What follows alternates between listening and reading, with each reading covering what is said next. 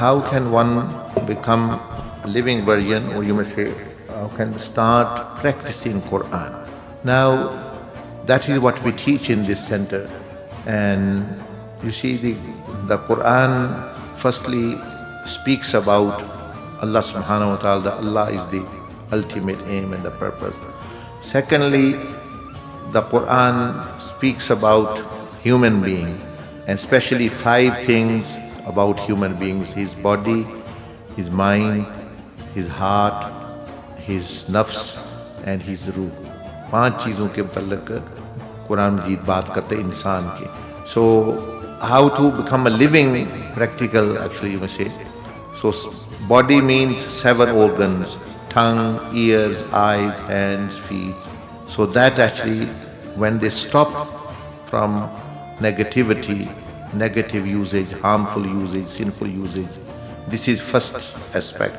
Let's say my tongue is silent, just stops from doing evil. Okay, that's one. Second is when it is used in a good way, that's called enlightenment. Similarly eyes, similarly ears. How we do, you see on the wall, all the practical course is there. Actually here, as you see you can see the 7 organs, the first stage of the 3, second, third. That is actually putting Quran into practical form. So obviously we can not at once act upon all the Quran. It takes a little bit of time. So we can take the tongue, implement the Quran on the tongue, then on the ears, then on the hands, then on the mind, then on the heart. That is, fasting is all about that as well, actually it is. So if you want to learn that in a systematic way, inshallah, sit with one of the trainers and the teachers after Tarawih. They can give you an overview, and then you can start your journey and baby steps. Because as you know, the Quran was not revealed at once. So even Sahaba, Rizwan Ajmain, did not act upon the Quran at once because it was revealed in parts. So first 5 verses, first then another verses, then things. So similarly, you can also now gradually, starting with the making Allah Azza wa Jal the purpose of life, the aqaid, and then actually, as we said, the khushu fi salah, and then actually the purification of the organs.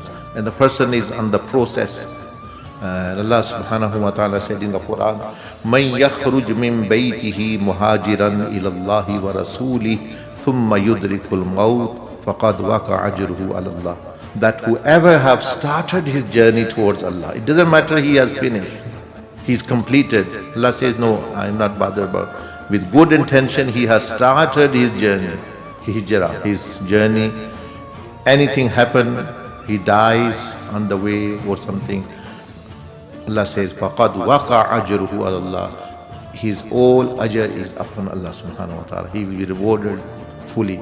That's why the Mashayikh say, Allah does not, He knows you are not an angel. You are not actually sinless. So with all your weaknesses, with all your sins and other things and problems, drag yourself towards Allah. Because all it matters is that you are coming towards Allah. Allah says, my servant is coming towards me. Yes, he has problems, he has difficulty, there is shaitan, there is dunya, he has weaknesses, he has many bad habits, but he is dragging, he is coming towards me. Then Allah subhanahu wa ta'ala's mercy embraces him.